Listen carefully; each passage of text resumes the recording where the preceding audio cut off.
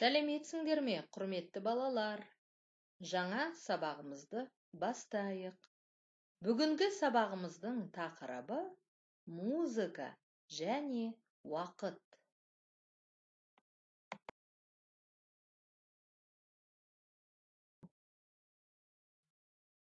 Бүгінгі сабақта уақыт өлшемдері туралы біліміңді жетілдіресің.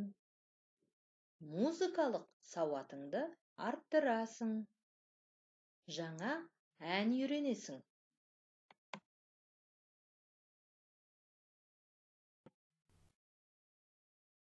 Музыка белгілі биіктіктегі дыбыстардан тұратын, адамға сазды әуенімен әсер ететін дыбыстық көркем бейнеге негізделген өнер түрі. Музыкада дыбыстардың биіктік және уақыттық қатынастары өте қатаң тәртіпке келтірілген.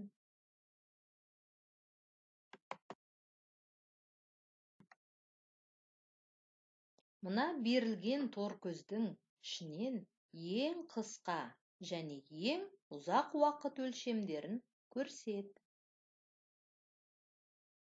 Секунд, минут, сағат, тәулік, апта, ай, жыл. Балалар, барлықтарың дұрыс таптыңдар деп ойлаймын. Жарайсыңдар.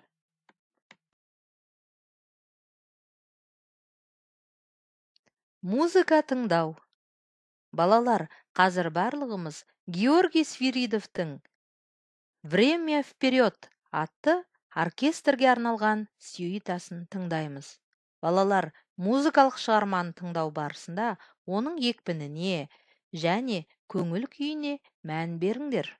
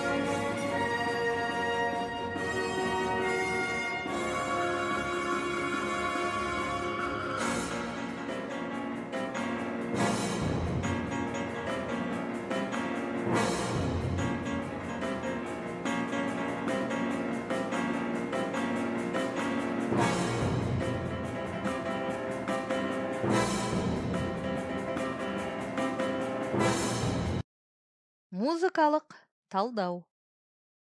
Тыңдаған шығармада музыка уақыт жылдамдығын қалай көрсеткен? Музыка қандай көңіл-күй тудырды? Уақыт жылдамдығына әңгіме құра.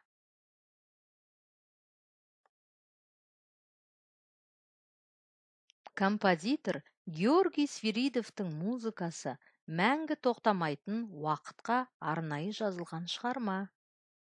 Қандай да бір тақырыпқа арнайы жазылған музыканы бағдарламалық музыка деп атайды.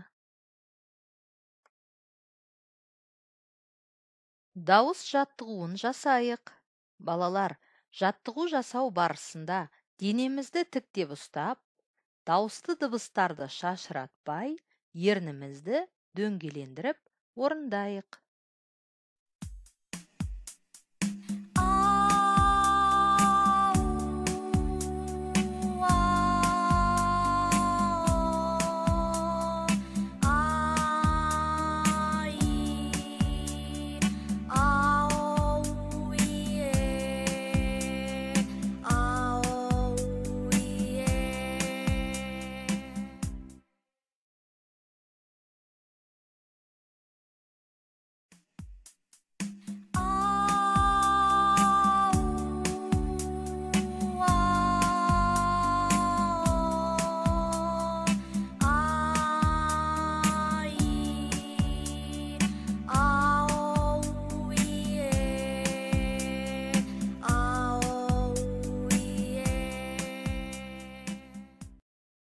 Жаңа ән үйренуді бастайық. Балалар, бүгін біз Рахметовтың өлеңіне жазылған Төлепберген Тоғжановтың «Сырлы сағат» әнін үйренеміз. Балалар, әнді орындау барысында ән айту ережелерін сақтап, әннің көңіл күйі мен екпініне мән беріп орындайық.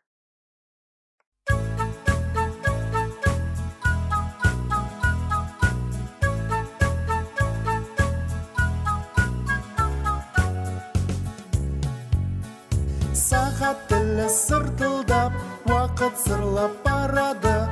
Білім іздеп ұмтылмақ, оқу өмір талабы. Бала болу зерделі, жарасады тек бізге.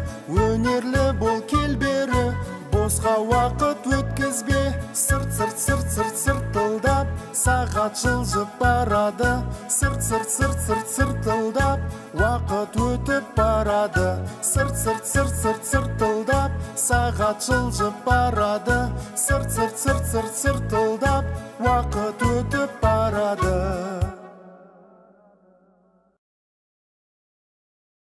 Сырлы сағат әні барлықтарыңа ұнады деген ойдамын. Балалар, әнде не туралы айтылды? Әннің көңіл күйі қандай болды? Әнді талапқа сай үйреніп, орында.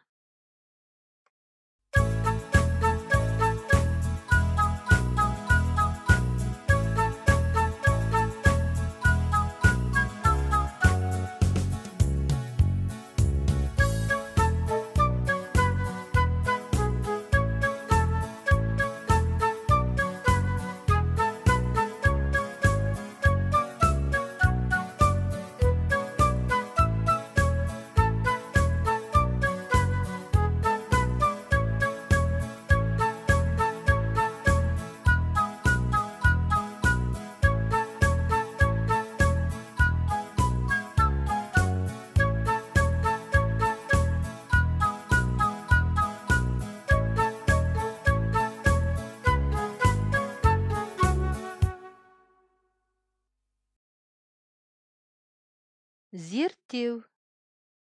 Уақыт өлшемі сияқты музыканың өз өлшемі болады. Жаңа ғана сен орындаған «Сырлы сағат» әнінің өлшемі 2/4. Бұл өлшем бір тактының ішіндегі ұзақтықтың 2/4 нотаға, яғни 1-2 болып саналатынын көрсетеді. Егер өлшем 3/4 болса, онда бір тактының ішіндегі ұзақтықтың 3/4 нотаға, яғни 1-2-3 болып саналатынын көрсетеді. Балалар, берілген үлгіге қарап, 2/4 өлшемін және 3/4 өлшемін оң қолыңмен сермеп көрсет.